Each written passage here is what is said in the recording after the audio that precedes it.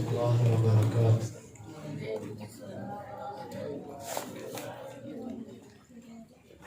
سورہ یوسف آیت نمبر 25.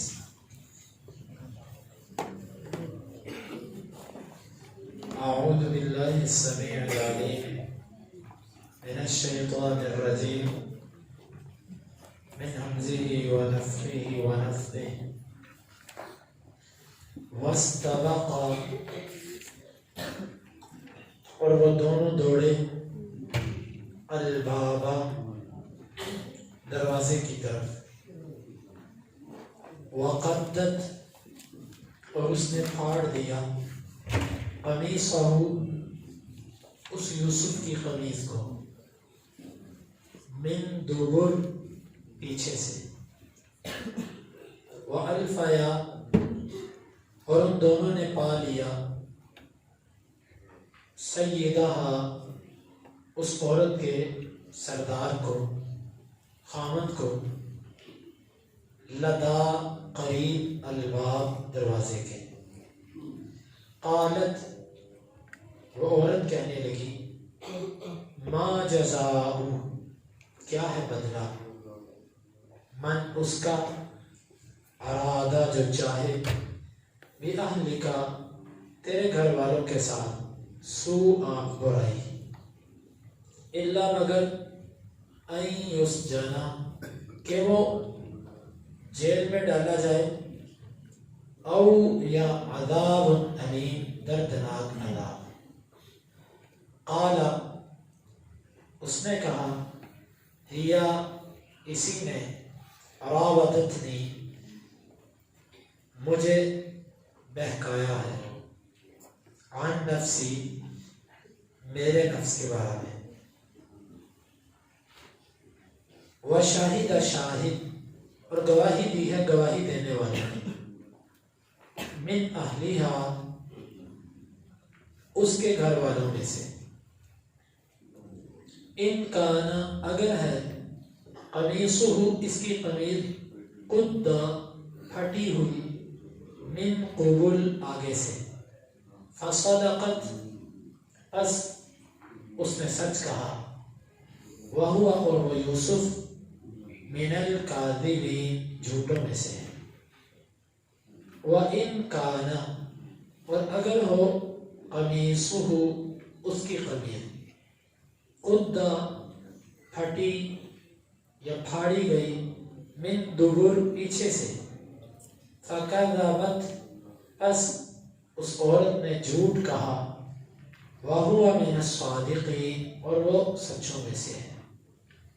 فَلَمَّا، پس جب، رَآ، اس نے دیکھا، قمیضہ، قمیصہ، اس کی قمیص کو، قد، وہ پھاڑی گئی ہے، من دبر، پیچھے سے، قال، اس عزیز مصر نے کہا، انہو، بے شک شان یہ ہے، یا یہ عمل، من کیدکن، تمہاری تدبیروں میں سے ہے. ان کیدکن، یقیناً تمہاری تدبیریں، عظیم، بہت بڑی ہیں، تمہاری چالیں بہت بڑی ہیں. یوسف، اے یوسف، اعرض عن ھذا، منہ موڑ لو اس سے، واستغفری لذنبک، اور تم معافی طلب کر اپنے گناہ کے لیے. اے عورت، اے میری بیوی، تو معافی طلب کر اپنے گناہ کے لیے. انکی، یقیناً تو، کنتی، تو ہی، من الخاطئین، ہے خطا کاروں میں سے. واستبق الباب، وقدت قمیصہ من دبر، وہ دونوں دروازے کی طرف دوڑے، اس عورت نے اس یوسف کی قمیص پیچھے سے پھاڑ دی.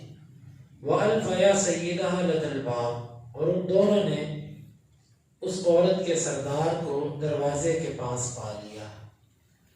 قالت، ما جزاء من اراد بأهلك سوءا الا ان يسجن او عذاب الیم. وہ عورت کہنے لگی، کیا ہے بدلہ اس کا جو آپ کے گھر والوں سے برائی کا ارادہ کرے، سوائے اس کے کہ اس کو جیل میں ڈالا جائے یا دردناک عذاب دیا جائے. قال یا راودتنی عن نفسی، وہ کہنے لگے یوسف علیہ السلام کہ اسی نے مجھے پھسلایا ہے میرے نفس کے بارے میں۔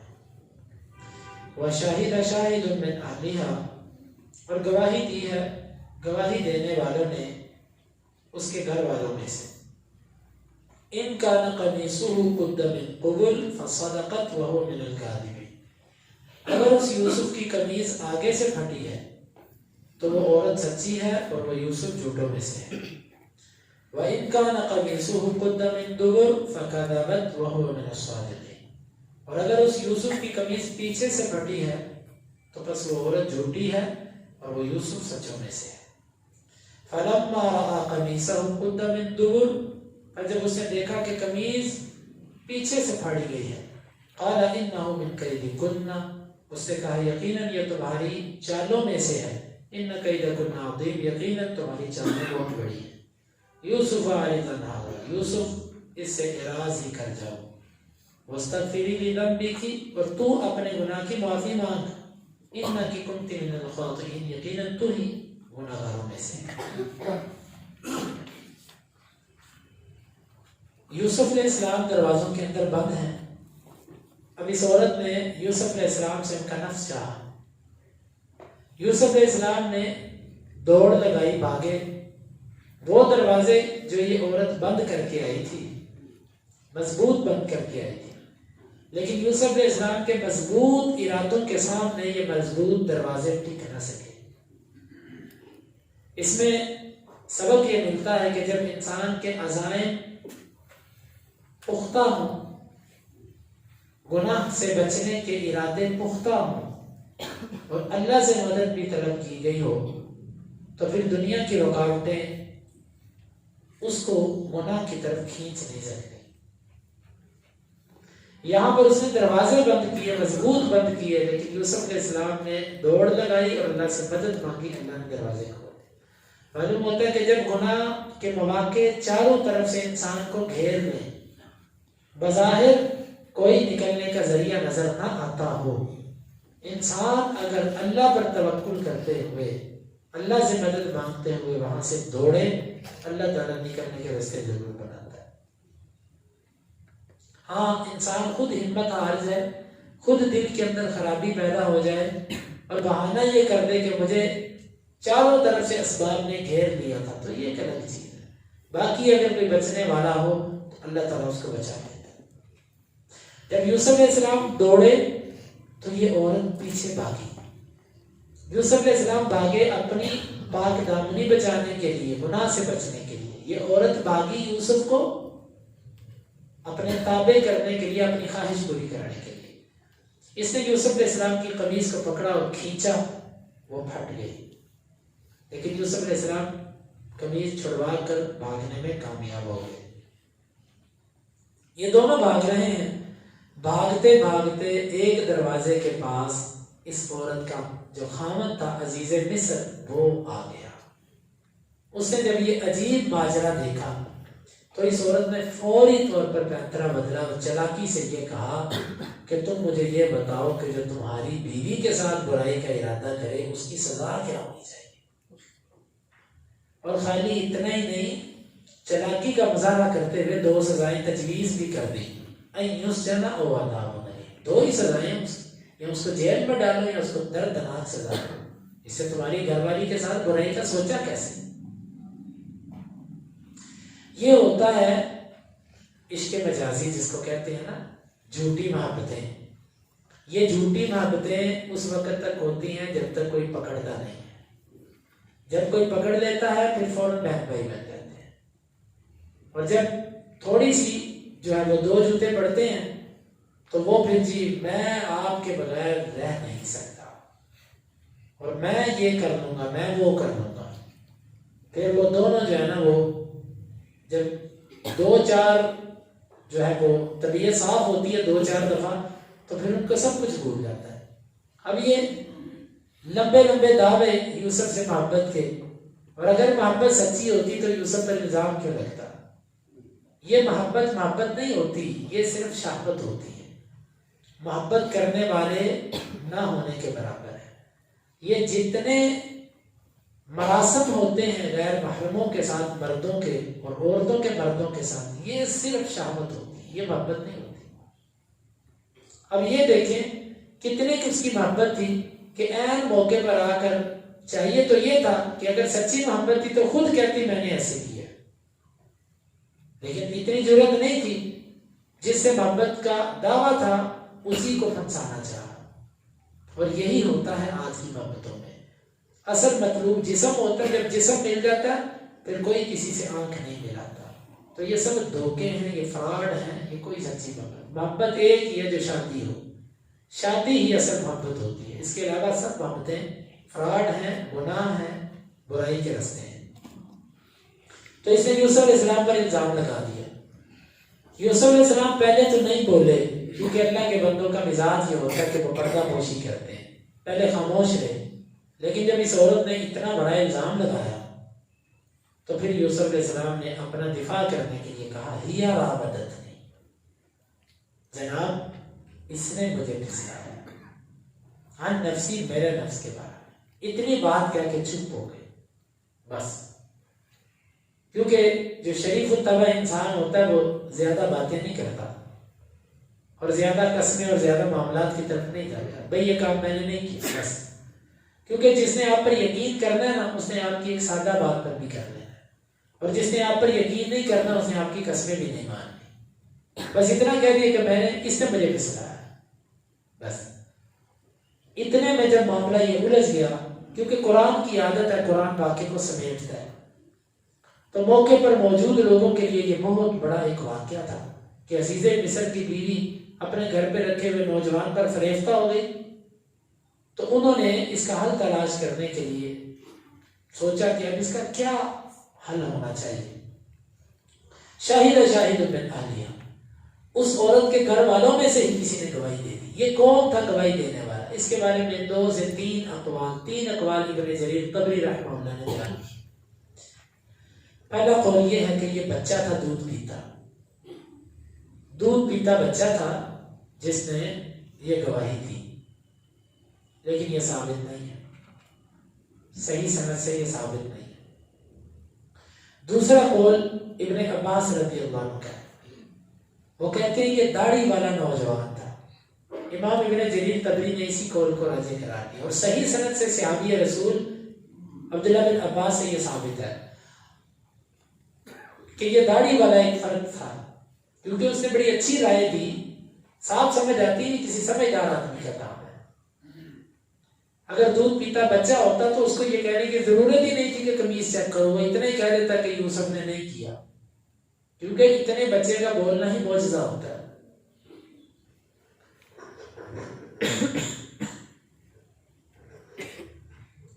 اس میں راجع بات، اور تیسرا یہ ہے کہ وہ قمیص، لیکن اس میں راجع بات یہ ہے کہ یہ نوجوان تھا، داڑھی والا تھا، جس طرح کہ عبداللہ بن عباس رضی اللہ عنہ کا قول ہے۔ اس نے کہا کہ بھئی آپ اس طرح کرو، اس کی قمیض چیک کرو، اگر قمیض آگے سے پھٹی ہوگی تو اس کا مطلب ہے کہ یوسف نے اس کے ساتھ زیادتی کرنا چاہی اور اس نے اپنے دفاع میں اس کو پیچھے دھکیلتی رہی اور اس کی قمیض بھی ضرور پھٹی ہوگی، اور اگر قمیض پیچھے سے پھٹی ہے تو اس کا مطلب ہے یوسف بھاگ رہا تھا، اس سے جان بچاتا رہا ہے اور عورت اس کو پیچھے سے پکڑتی رہی ہے، تو قمیض پیچھے سے پھٹی ہو، بس اس کی قمیض چیک کر لو۔ یہ بات سب کو بڑی اچھی لگی کہ ہاں یہ بات تو ہے، قمیض دیکھی جائے گی آگے سے پھٹی ہے کہ پیچھے سے۔ اب یہاں پر بھی یوسف علیہ السلام کی قمیض پر بات ختم ہوئی۔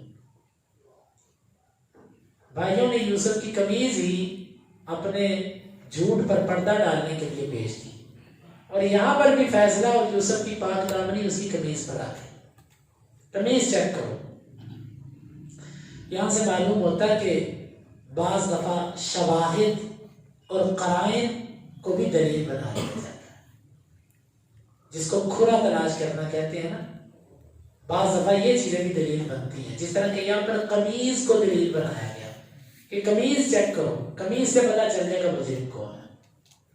تو آج بھی جو جدید ذرائع ہیں تحقیق کے، فنگر پرنٹس یا اسی طرح یہ اور جو معاملات ہوتے ہیں، یہ جدید جو آلات ہیں چیکنگ کے، ٹیسٹ کے، ان کا اعتماد ان پر کیا جا سکتا ہے، ان کا سہارا لیا جا سکتا ہے کسی کا جرم ثابت کرنے میں. تو یہ یہاں پر بھی قمیض کا سہارا لیا گیا. قمیض دیکھی گئی تو قمیض واقعتاً پیچھے سے پڑی تھی. قال انہم من کیدکن، دیکھتے ساری عزیز مصر کو بات سمجھ آ گئی. اس نے فوری طور پر اپنی بیوی کو مخاطب ہو کے کہا یہ سب تم عورتوں کی چلاکیاں ہیں، تمہاری مکاریاں ہیں یہ سب کے سب. الٹا ایک تو جرم تمہارا اور دوسرا تم کہتی ہو کہ اس نے میرے ساتھ ارادہ کیا ہے. ایک تو جرم تمہارا، دوسرا تمہاری اس پر تہمت ہے. انہم من کیدکن، یقیناً یہ تمہاری تدبیریں ہیں. ان کیدکن عظیم، اور تمہاری چالیں بہت بڑی ہیں. اس میں کوئی شک نہیں کہ تمہاری تدبیریں بڑی ہیں. نبی صلی اللہ علیہ وسلم نے فرمایا کہ ما رأیت من ناقصات عقل اذهب للب الرجل الحازم، میں نے ایسی ناقص العقل مخلوق نہیں دیکھی جو چاقو چوبند آدمی کی عقل کو لے اڑتی ہے. یعنی عورت خود ناقص العقل ہے لیکن ایک کامل العقل مرد کو بیوقوف بنا دیتی ہے. یہ بات نبی صلی اللہ علیہ وسلم کا فرمان ہے. اور اسی طرح آپ نے فرمایا کہ ما ترکت فتنة اضر على امتی من النساء یا علی الرجال من النساء او کما قال، میں نے اپنی امت پر عورتوں سے بڑا فتنہ کوئی نہیں چھوڑا. یہ صحیح حدیث ہے. عورت یہ مرد کے لیے فتنہ ہے. یہ بیوی ہو تو تب بھی بعض فتنے کا باعث بنتی ہے، بیٹی ہو تو بھی. عورت کسی بھی حالت میں ہو، محرم ہو کہ غیر محرم ہو، ہر ایک کا فتنہ الگ الگ قسم کا ہوتا ہے. غیر محرم کا فتنہ اور طرح کا ہے، بیوی کا فتنہ اور طرح کا ہے، بہن بیٹی، یہ جو عورت جس شکل میں ہوتی ہے اس کا فتنہ اس شکل کا ہوتا ہے. ضروری نہیں کہ فتنہ ایک طرح کا ہوتا ہے، کئی صورتیں ہیں فتنے کی. تو بہرحال اس نے یہ کہا کہ تمہاری چالیں بہت بڑی ہیں. یوسف عارض عن ھذا، اب بات تو اس کو ساری سمجھ آ گئی کہ اصل جرم میری بیوی کا ہے. تو کہنے لگا یوسف اعرض عن ھذا، یوسف یار اگنور کر دو، تم نظر انداز کر دو. یہ روشن خیال اور بڑے لوگوں کا یہ انداز ہوتا ہے. اور آپ کی بیٹی نے ایسے کر دیا، آپ کی مسز نے ایسے کیا، اچھا چلو یار کوئی بات نہیں، میں اس کو سمجھا دوں گا. غیور آدمی جو ہوتا ہے، اب گھر پہ اس نے جب ایک نوجوان کو رکھا ہوا ہے تو غیرت کا تقاضا تو یہ تھا نا کہ اس کو علیحدہ کر دیتا. یوسف علیہ السلام کو علیحدہ کر دیتا کہ تم نے گھر پہ نہیں رہنا کہ خرابی پیدا ہو رہی ہے، یا عورت کو تھوڑا سا سیٹ کرتا کہ تو کیسی عورت ہے. تو روشن خیالی کا مظاہرہ کرتے ہوئے اس نے کہا کہ یوسف یار چھوڑو اس کو، نظر انداز کر دو، کوئی بات نہیں. اور اس کو کہنے لگا وَاسْتَغْفِرِي لِذَنبِكِ، تم بھی سوری کرو، تم بھی معافی مانگو اپنے گناہ کی. ہاں اِنَّكِ كُنْتِ مِنَ الْخَاطِئِينَ، ہے تو گناہگار میں سے. خاطئ اس گناہگار کو کہتے ہیں جو قصدن جان بوجھ کر غلطی کرے، اور مخطئ اس گناہگار کو کہتے ہیں کہ جس سے غیر اختیاری طور پر غلطی ہو جائے. اِنَّكِ كُنْتِ مِنَ الْخَاطِئِينَ، یقیناً تو جان بوجھ کر غلطی کرنے والیوں میں سے ہے. یہ پہلا جھگڑا تھا جس کا فیصلہ اس بندے نے اس طریقے سے کیا. چاہیے تو اس کو یہ تھا کہ اپنی بیوی کو بھی تھوڑی سی تعدیب کرتا اور یوسف علیہ السلام کے لیے علیحدہ جگہ رکھ دیتا تاکہ دوبارہ یہ معاملہ نہ ہوتا. لیکن چونکہ جب والدین یا سرپرست گھر کا پہلی غلطیوں کو ہلکے انداز سے ڈیل کرتا ہے نا، ان کو ہلکے انداز سے حل کر دیتا ہے، پھر وہ ہلکا انداز دوسری اور تیسری غلطی کا باعث بنتا ہے. اب یہاں پر اس نے معاملہ سمیٹا نہیں ہے، اپنی طرف سے اس نے سوری کروا کر وہ کے بات کو ختم کرنا چاہا. اب یہاں سے پھر بات مزید ہے.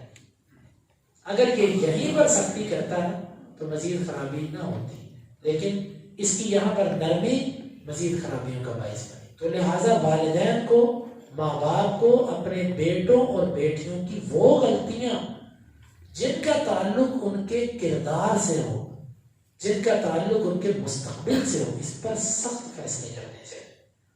سخت فیصلوں کا مطلب قتل نہیں ہے. سخت فیصلوں کا مطلب بازو اور ٹانگیں توڑ دینا نہیں ہوتا. سخت فیصلوں کا مطلب ہے کہ ایسا حل کیا جائے معاملے کا کہ دوبارہ وہ معاملہ تو دور کی بات، اس کے بارے میں سوچا بھی نہ جا سکے کہ یہ ہوگا. وہ ماں باپ کامیاب ہوتے ہیں کہ جو اپنے بچوں کی نگرانی شیر کی آنکھوں سے کرتے ہیں. اور جب ماں باپ اس معاملے میں ناکام ہوتے ہیں، پھر اولاد جو ہوتی ہے بعض دفعہ ماں باپ کے لیے ذلت اور رسوائی کا باعث بنتی ہے. ماں باپ یہی سمجھتے بچہ آپ کو کیا پتا بالغ ہونے کے بعد اس پر کیا کیا حالات گزرے ہیں. آپ کے لیے تو ساری زندگی بچہ رہے گا، وہ بوڑھا بھی ہو جائے تو آپ کا بچہ ہی ہے. تو بہرحال ماں باپ کو اس موقع پر، سرپرستوں کو ایسے معاملات پہ سخت فیصلے کرنے چاہیے تاکہ دوبارہ غلطیاں جنم نہ رہیں. اللہ تعالیٰ سے دعا ہے اللہ تعالیٰ ہمیں ان آیات کو سمجھنے کی اور ان کے تقاضوں کو پورا کرنے کی توفیق عطا فرمائے.